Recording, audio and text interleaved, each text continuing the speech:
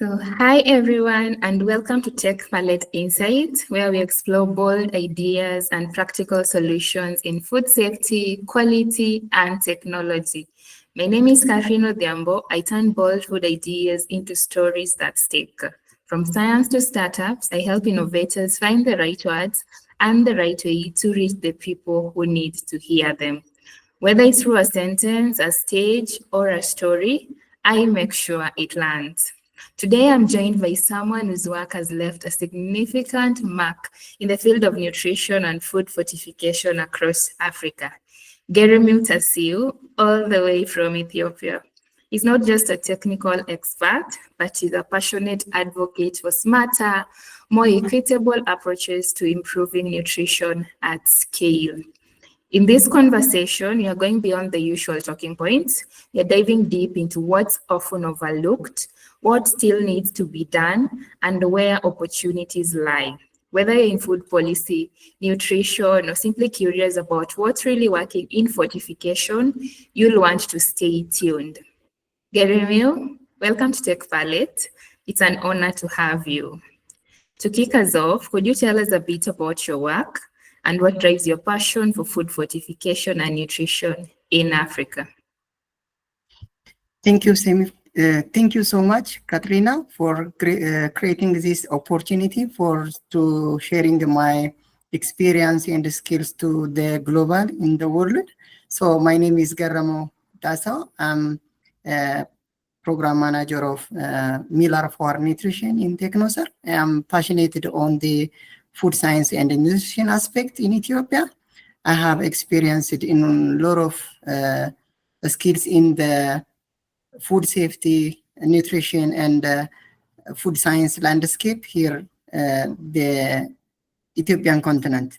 So I have really passionate on to exploring nutrition, to improving for the continental improvement for the quality of everyone life, and as well as to creating a healthy environment and planet to the world. So nutrition has a power to improving everyone.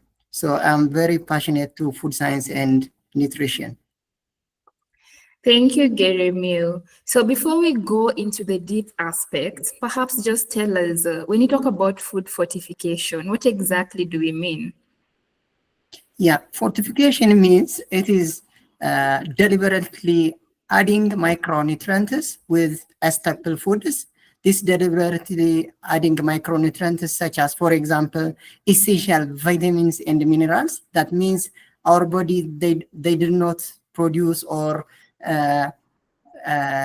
produce within the cell. So these micronutrients are highly influential for growth, thinking, and other activities.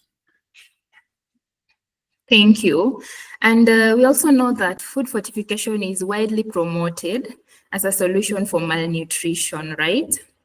But then, what are its limitations or unintended consequences that policymakers often overlook? A very good question.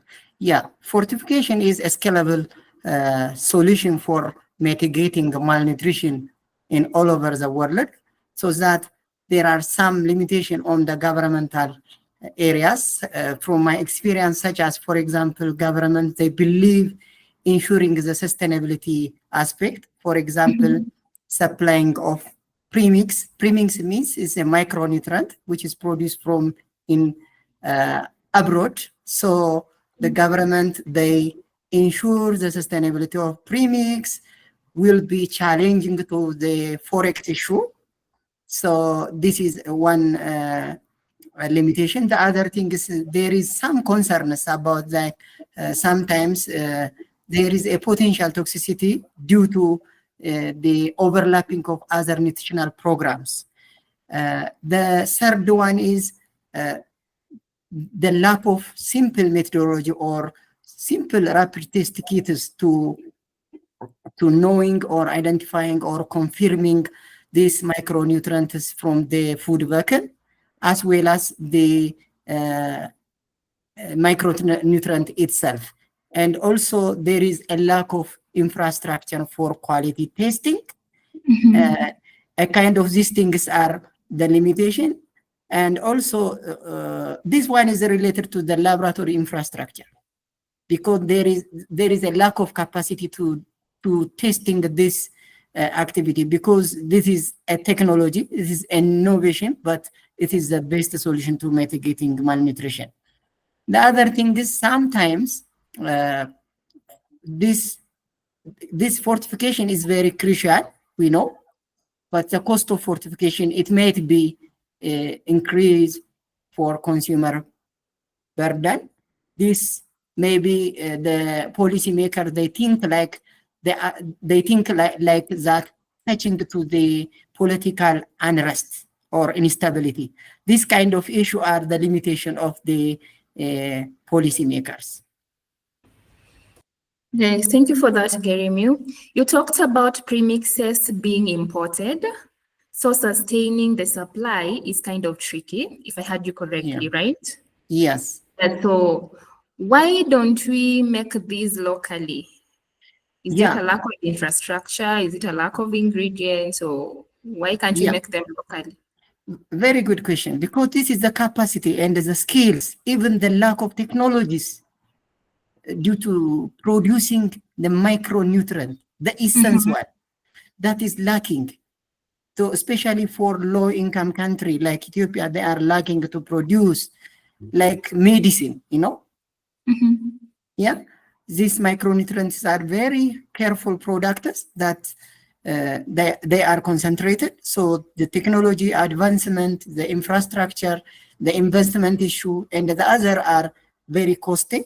Due to that, the countries, they do not still produce in a country. So the logic, there are costs to increasing like logistic costs, shipment costs, and forex issue they are challenging for the government, the policy makers. So a kind of this area, the policymaker, they fraud due to their sustainability issue. The consistency of supplying premix to the millers or manufacturers. Wow. Okay. So when you talk about fortification, most programs usually focus on staple foods. Could this approach risk reinforcing dependence on narrow diets instead of promoting dietary diversity? No, because the majority, for example, in case of Ethiopia, the majority of the population in our country face significant barriers to accessing and affording a diversified diet. So even the large population of the household, they are struggling to food insecurity and limited income. That makes it is difficult to purchase variety of nutrient foods, such as healthy products like fruit, vegetables, and animal source food like fish and other things. So this is some issues that related to the economical factor to the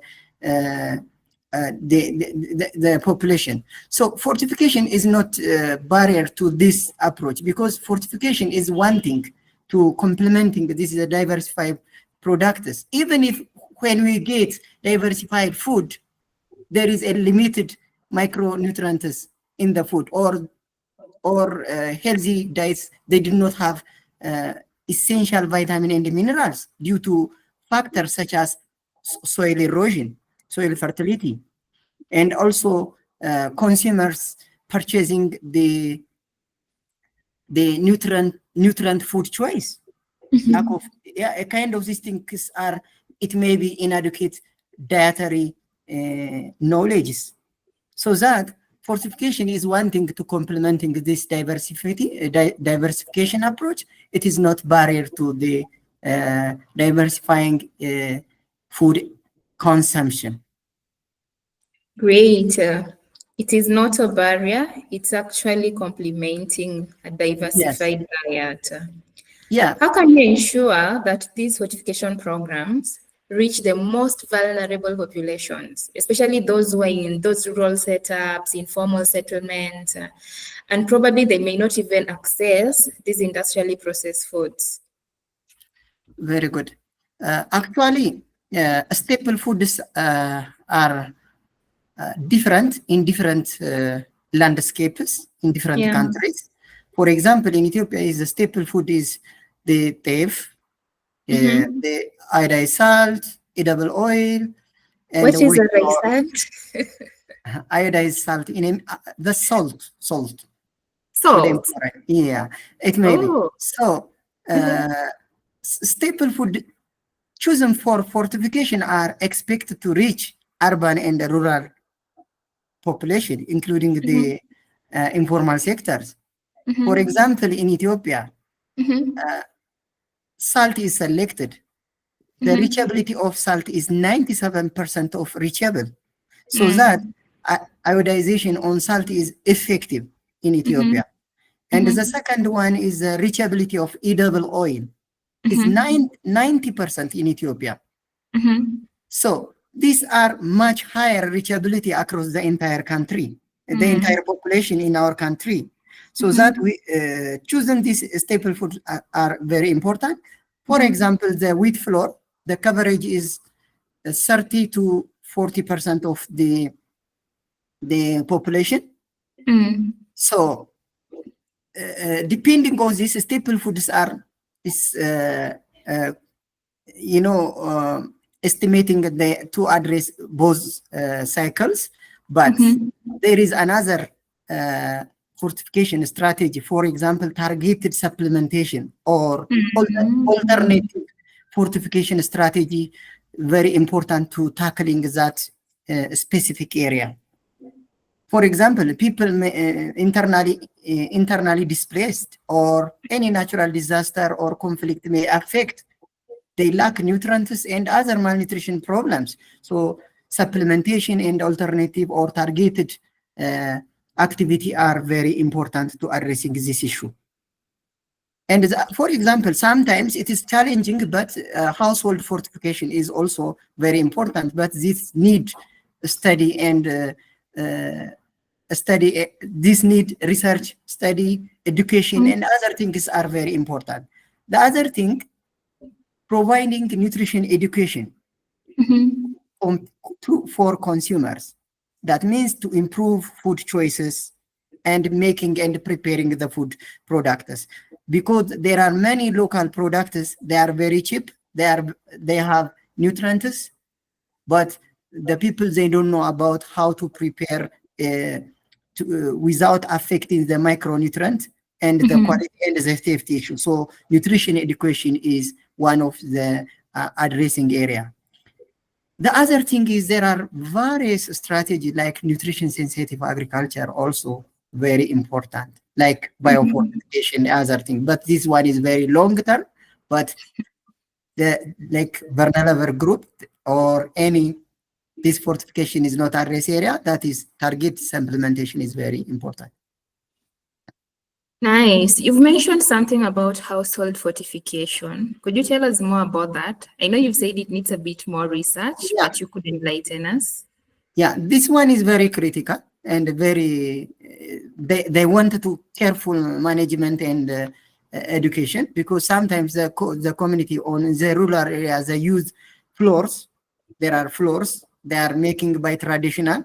So there are other activities to, they are educating how to add this micronutrient effectively, or how to prepare their cooking with adding. For example, in our practices in Ethiopia, preparing stew, there is an addition of salt with iodine. Yeah. There is an overcooking due to they are adding salt, then overcooking. They lose the micronutrient like iodine, so that after cooking or after boiling, there is an addition of iodized salt. Just education is very important together with household fortification. There are various traditional practices to milling practices in rural areas by traditional milling process. So on that case, there is government and education, as well as the researchers, they are integrated, the healthcare, they are integrated with this household area. They should be very important to mitigating the issue or educating or promoting the fortification practice with a very safely, a very quick handling practices. Wow. Since you're already mentioning what you're doing in Ethiopia, maybe you should tell us more about what's going on over there. What are you doing that we are not doing here in Kenya or in other parts of Africa? And you also mentioned about fortification of salt and then edible oils. I know there are some products that it is mandatory that they should be fortified. So do you have like any other products that you're fortifying over there that perhaps the rest of the countries are not doing? Yes, Yeah. and maybe some different approaches that we don't have over here. Yeah, in case of Ethiopia, I think there are three vehicles they are selected. That is with flour and the edible oil as well as the iodized salt. Unfortunately, the experience of iodized salt nowadays the goiter is eliminated. Eliminated. This study is from the national survey, so that these innovative and practice are very important to practicing for the other vehicle. For example, edible oil. Edible oil is coverage is 90%, so that it is very important to adding micronutrients such as vitamin A and vitamin D to addressing the issue of the anemia and the issue of vitamin A deficiency as well as vitamin D deficiencies. The third one is wheat flour. Yeah, this edible oil and wheat flour, they are recently mandatory due to different view of the policymaker, even the regulatory body, and even the lawmaker, and also even the educated person. There are different views. Based on that, until this difficult challenging, nowadays these two vehicles are mandatory. So they are started. Even if nowadays the practice of this fortification, they are increasing. Still they are infant on the regard to the edible oil and the wheat flour, because we are infant. Even the millers, the edible oil refinery they are not that much big, so they are practicing. Nowadays, the edible oil completely they are starting to fortification practice. So follow-upping, strengthening, and supporting these millers and refinery are very crucial from the government area or anybody. So this is the landscape of the Ethiopia nowadays. Thank you, Geremew. So what can we copy from the rest of the world? Like, are there any models or partnerships that have worked over there, maybe say in Europe, UK, that we can adopt here in Africa? Yeah, I think, fortification is long, there are practices in US, in long-term history. But in Africa, for example, Nigeria has a good practice as well as Kenya is a good practice. So really, yeah, because 20 years ago, we are struggling to fight to improve our standards to get a mandatory. In Kenya and Nigeria is not have that much challenging.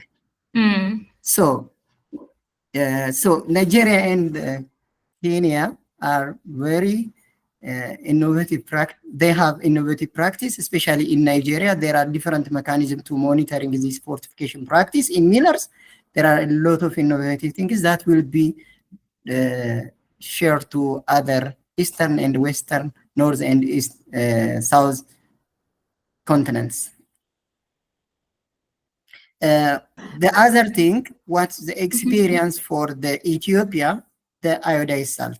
This is definitely improved our status of the goiter because they are eliminated. So maybe for future, there is an issue on to an issue on to adding multiple micronutrients for the existing practices such as iodized salt, adding folic acid to iodized salt. This is almost the laboratory stage. Maybe this innovative practice will be improved or the feasibility going good. That will be a very good innovative practice. Lovely. Because when food fortification began, we just used to fortify the staple foods, but currently we even have fortified milk. Yeah. Yes. Do you have fortified milk in Ethiopia? No, because there are various challenges on regarding to the limitation like technologies, even the supply of the quality of milk, the safety of the milk, even the consumer awareness. And the kind of these things are very challenging. Even the other thing I mentioned on the policymakers. Yeah. If we mandated to fortify milk, we have to capacity to managing this milk testing and other things. These are related to, they are very challenging. Still, we are practicing to the wheat flour and other. Maybe on the next stage, after the success of this wheat flour and other products, there are millers on the corn, that's maize flour. Maybe this will be under process, so that will be an other alternative fortification practice. Okay. If you could change just one assumption about fortification within the global nutrition community, what would it be? Okay, for this, fortification is not alone the solution for malnutrition, but they are highly impact to resolving the specific micronutrient deficiencies. In line this, health and economic benefit of fortification awareness and advocacy is required. This is my recommendation, because ensuring a broader public understanding, stakeholders engagement, and sustained political commitment are very important. So as this aspect, for example, fortification of staple foods with essential micronutrients has been proven to significantly reduce the burden of malnutrition deficiencies. For example, the neural tube defects caused by the folic acid, and also impaired cognitive development caused by the lack of iodine. And the other, particularly among women and children, they are affected. So advocacy and awareness on health and economic benefits are very important. These health improvements, for example, translating into tangible economical gains by reducing the healthcare cost, because if the people they are affected in malnutrition or caused by a disease like nutrient deficiency, the cost of each individual is very high. So that these are very critical. The other thing, empowering workforce's productivity, and also enhancing educational outcomes. So supporting long-term national development are also critical. So this is very related to health and economic benefits. So a kind of these things are very important to the world. Yeah, so fortification alone is not enough to eliminate these nutrient deficiencies. That is what I've gotten. You touched on consumer awareness, but now maybe you can go deeper and tell us which role awareness plays in the success or failure of fortification initiatives. I know you've worked with global programs like GAIN, where you even go to the grassroots to administer this education and all that. So maybe you can tell us you did something, the program you ran, and then the outcome, did it change consumer behavior and all that? Yeah, the first thing is developing the nutrition culture. When consumers are educated from the kindergarten regarding to the nutrition, there will be high impact to improving the quality of health at all level. So consumer awareness and behavior are very critical. For example, consumer awareness and behavior are not supporting factors. It is the central to the success of fortification. It is the center of the success of fortification. It's not just like supporting, because consumer culture should be improved through nutrition, especially identifying the nutrient food, developing nutrient food, purchasing nutrient food, selecting food, and cultivating and handling of this nutritious food. So this is very critical. So culturing nutrition are very important to improving the success of fortification. Without public understanding, trust, and consistent use, fortification fortified food cannot be achieved. So educating consumer and creating awareness is for consumer are a very good behavioral change. So behavioral change are very, very important role to improving the global or in one country. Wow, consumer awareness, it's not an afterthought, it's actually the key to promoting this fortification. Yeah, it is the success of fortification program, the center of success in fortification. Sometimes people, they think support, but this is not. If the culture is developed, behavioral culture is developed, it will be improved. So that is a key factor. Wow. Okay. You've heard about people talking about climate resilience and all that. Yes. How do you see fortification fitting within this broader food system transformation efforts in climate resilience or maybe local food production? Okay, good. Fortification can play a significant role with broader food system transformation efforts, especially in promoting climate resilience, nutrition security, and as well as local food production. For example, fortification typically address micronutrient deficiency. Typically, it can be aligned with these sustainable goals. There are sustainable goals, SDG 2, zero hunger. That will be linked to the climate resilience. So fortification is not a standable alone solution, but fits will within the multifaceted approach to food system transformation that will be helping to fill critical nutrient gaps and also more resilient, equitable, and sustainable food system are achieved. So fortification is resilient. It should be resilient to the climate. For example, when you see your plate, the food should be resilient to climate or the environment. So relating this transformation, so SDG goals they are aligned to the SDG goals, Sustainable Development Goals.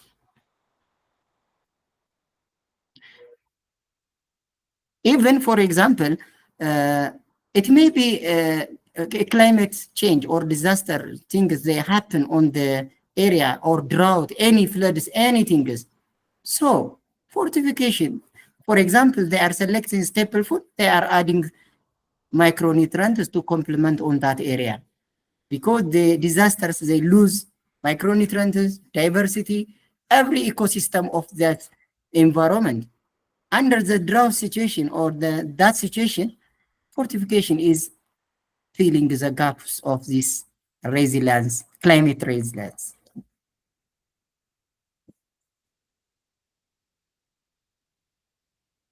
Did you get my point? Hello? Hello. Did you get Sorry, my I was point? on mute. Did you get my point? Yes, I did. Okay. Yes. So I was asking, is there one overlooked insight or lesson from your fieldwork or maybe research that you believe more people in food and nutrition spaces should be talking about? Yes, one overlooked insight is crucial role for food literacy, especially especially in Ethiopia. Addressing food fortification and nutrition security, as they have a huge literacy capacity, especially for the consumers.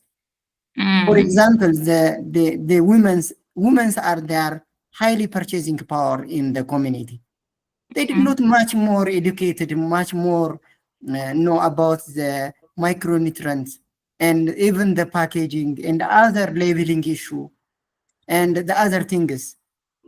So, particularly in the context of this sustainable food system and healthy equity, consumer must be aware. So I have gathered food and nutrition culture development through education. So the central role of, I mentioned on the central role of food culture is very important. And also emotional relationship with food in shaping health outcomes is one of the most overlooked. So that on this area, nutrition education is very important. Nutrition education is more than fuel. So it must be culture, it must be comfort, it must be identity, and also connections with our body. So that nutrition education, I observe the literacy of nutrition education. This should be loudly promoted in the globe. Wow, nutrition education is key. We should embed it into our culture. Yeah. Thank you for that. Any final thoughts? Catherine, I really appreciate for selecting me from Ethiopia, because in Ethiopia there are various experienced and educated and they have full capacity of their nutrition. So you choose me. So I really appreciate and wondering you. And also I will be continue my connection with you and others. So I really appreciate and thank you. This is a learning for me and capturing anything from the globe. So I appreciate it for this. Amazing. Geremew, thank you so much for sharing your time, your expertise, and such valuable perspective with us today. Conversation like this actually reminds us that behind every policy, program, and even innovations, there are people who are working tirelessly to create real change in the way we nourish our communities. And if you enjoyed this discussion, don't forget to subscribe and follow TechPalate Insights for more conversations with experts and change makers in food safety, nutrition, and technology. You can also read the full transcript for this interview on our website. Until next time, let's keep asking better questions and keep building better solutions together. Thank you so much. Thank you very much.